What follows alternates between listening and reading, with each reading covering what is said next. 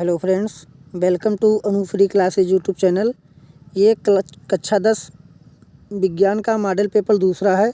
पहला model paper मैंने जो पोषण और श्वसन पे बनाया था, आप लोग अगर नहीं देखे हैं तो जाकर देख सकते हैं। ठीक है, चलिए इस पे मैंने परिवहन और उत्सर्जन से 20 प्रश्न लिए हैं। ठीक है, जो आपको यहाँ पे करवाएंगे। यहाँ से आपका अति लघुत्तरीय और बहुविकल्पीय दोनों कंप्लीट हो जाएगा। अगर चैनल पे नए हैं तो चैनल को सब्सक्राइब जरूर कर लीजिए। चलिए हम बात करते हैं। पहला प्रश्न हमारा है, रुधिर परिसंचरण की खोज किसने की थी? विलियम हार्वे ने, या रॉबर्ट हुक ने, या एडवर्ड जेनर ने, या सर आइजैक न्यूटन ने? अगर हम रॉबर्ट हुक की बात करें तो कोशिका की खोज की थी। ठीक है। सर आइजैक न्यूटन की बात करें तो इन्होंने गुरुत्वाकर्षण बल का नियम दिया था और गति का सिद्धांत दिया था। एडवर्ड जेनर की बात करें तो वैक्सीन का, ठीक है, खोज किसने किया था? एडवर्ड जेनर ने किया था। तो इसका रुधिर परिसंचरण की खोज की बात करें तो विलियम हार्वे राइट जवाब है। ठीक है, चलिए दूसरे प्रश्न पे बात करते हैं। दूसरा प्रश्न कह रहा है कि रुधिर का थक्का बनने के लिए आवश्यक है। इसमें कह रहा है कि रुधिर का थक्का बनने के लिए क्या आवश्यक है? सोडियम क्लोराइड, या थ्रोम्बिन, या पोटेशियम, या कैल्शियम? तो आपका राइट जवाब हो जाएगा ऑप्शन नंबर डी। ठीक है, इसका ऑप्शन क्या है? ऑप्शन नंबर डी, कैल्शियम हो जाएगा। ठीक है। तीसरा कह रहा है लाल रुधिर राणुओं का जीवन काल होता है, तो 120 दिन का होता है। ठीक है, चलिए हम अगले प्रश्न पे बात करते हैं। अगला प्रश्न हमारा है प्रश्न नंबर 4। ठीक है, इसमें कह रहा है कि शुद्ध रुधिर को शरीर के विभिन्न भागों में ले जाती है, यानी कौन ले जाती है? पहला ऑप्शन है, ठीक है, शिराएँ, दूसरा है महाशिरा, तीसरा है दयानिलय और महाधमनी। तो महाधमनी जो है वो शुद्ध रुधिर को शरीर के विभिन्न भागों में ले जाती है। पांचवा प्रश्न है, निम्न में से कौन सी रुधिर कणिकाएं शरीर में आए हुए हानिकारक जीवाणुओं को नष्ट करती हैं? तो श्वेत रुधिर कणिकाएं जो हैं वो जीवाणु को नष्ट करती हैं। श्वेत रुधिर कणिकाएं को हम लोग अंग्रेजी में WBC कहते हैं, व्हाइट ब्लड कॉर्पसेल्स। ठीक है, और लाल रुधिर कणिकाओं को हम लोग क्या कहते हैं?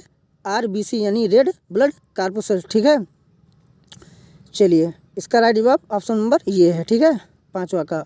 चलिए हम लोग छठे प्रश्न पे बात करते हैं। छठवां प्रश्न हमारा है, रुधिर दाब यानी अंग्रेजी में ब्लड प्रेशर मापने के लिए प्रयोग करते हैं थर्मामीटर का, या स्टेथोस्कोप का, या बैरोमीटर का, या स्फिग्मोमैनोमीटर का? तो इसका राइट जवाब है स्फिग्मोमैनोमीटर का। ठीक है।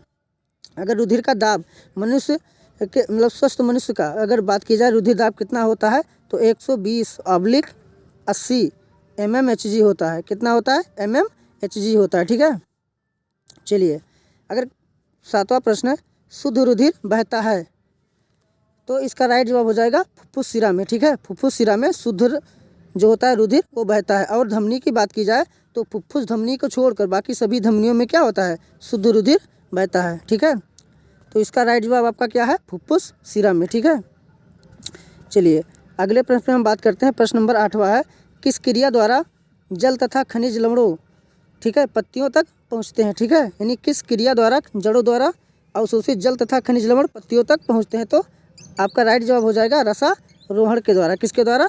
रसारोहण के द्वारा। ठीक है, चलिए प्रश्न वो है, फ्लोएम द्वारा भोजन का स्थानांतरण किस रूप में होता है? तो आपका राइट जवाब हो जाएगा सुक्रोज के रूप में होता है। ठीक है, यानी अगर बात की जाए भोजन का संवहन कौन करता है? तो फ्लोएम करता है। और खनिज लवण और जल का संवहन कौन करता है? तो जाइलम करता है। ठीक है, अगर केवल स्थानांतरण की बात की जाए तो फ्लोएम करता है, लेकिन किस रूप में करता है? तो सुक्रोज के रूप में करता है।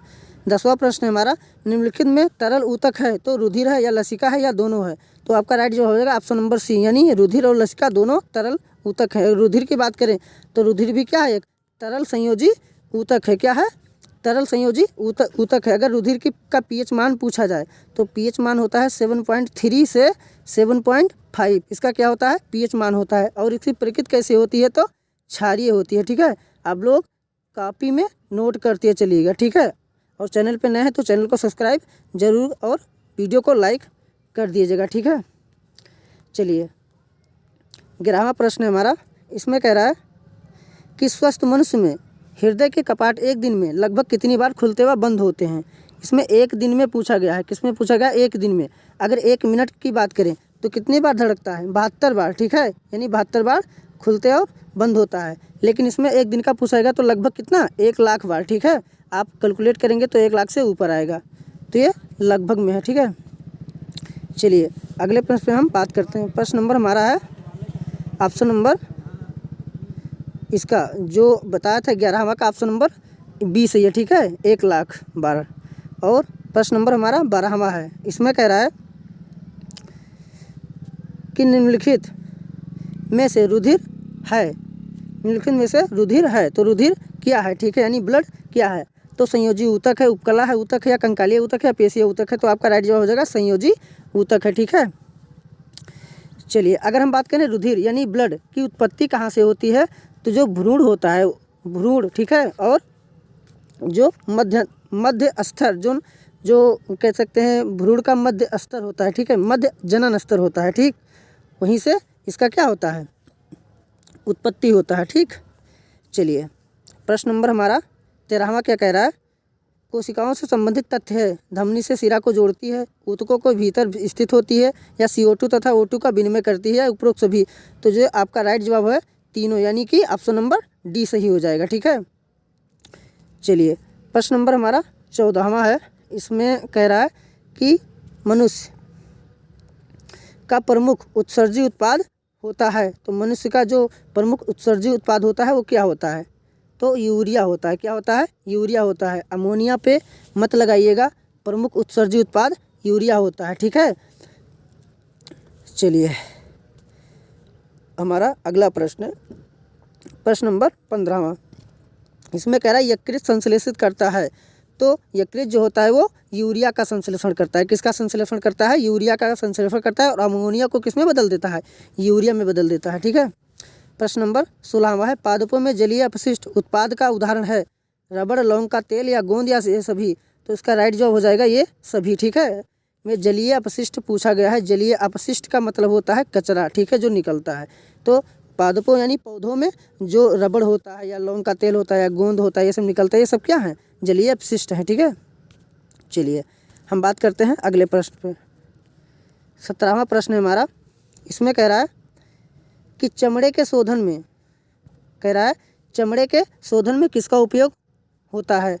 तो पहला है टेनिन, दूसरा है गोंद, तीसरा है रेजिन, या फिर चौथा है रबड़। तो इसका राइट जो हो जाएगा टेनिन, ठीक है। चमड़े के शोधन में टेनिन का उपयोग होता है।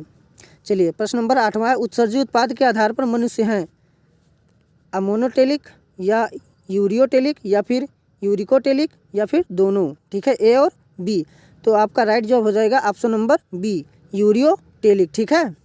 उत्सर्जी उत्पाद के आधार पर तो मनुष्य क्या होता है, यूरिया का, ठीक है, उत्सर्जन करता है, ठीक है। तो इसका राइट जवाब हो जाएगा यूरियोटेलिक। चलिए अगले प्रश्न में हम बात करते हैं। प्रश्न नंबर हमारा 19वां है। वीडियो को अभी तक आपने लाइक नहीं किया तो लाइक कर दीजिए, और दोस्तों को भी शेयर कर दीजिए, और चैनल पे नए हैं तो चैनल को सब्सक्राइब जरूर कर लीजिए। प्रश्न नंबर 19वां हमारा है, होमियोस्टेसिस शब्द किसने दिया, ठीक है। तो इसका राइट जवाब होगा कैनन ने दिया है, ठीक है। चलिए हम बात करते हैं 20वें और आज के लास्ट प्रश्न पे, ठीक है। आपका जैव उपक्रम का वीडियो दो वीडियो में 40 प्रश्न दिए हैं, ठीक है, और 40 में हमने क्या कहते हैं 80 प्रश्न कम से कम बता ही दिए हैं। आप लोग यहाँ से तैयार कर लेंगे तो यहाँ से एक भी प्रश्न आपका छूटेगा नहीं। 20वां प्रश्न है, जीवन के अनुरक्षण के लिए आवश्यक है, अनुरक्षण की अगर हम बात करें तो यानी हमारे जो शरीर की रक्षा के लिए, ठीक है, यानी क्या आवश्यक है। तो पोषण और शोषण आवश्यक है, या परिवहन, या उत्सर्जन, या उपरोक्त सभी। तो ये सभी हमारे लिए क्या हैं, आवश्यक है, ठीक है। राइट जवाब आपका क्या हो जाएगा, ऑप्शन नंबर डी। वीडियो कैसा लगा कमेंट में ज़रूर बताइएगा, और वीडियो को लाइक शेयर ज़रूर करिएगा। चलिए हम मिलते हैं फिर अगले वीडियो में, ठीक है। वीडियो देखने के लिए आपका धन्यवाद, ठीक है। चलिए फिर अगले वीडियो में हम लोग मिलेंगे, ठीक है। Thanks for watching.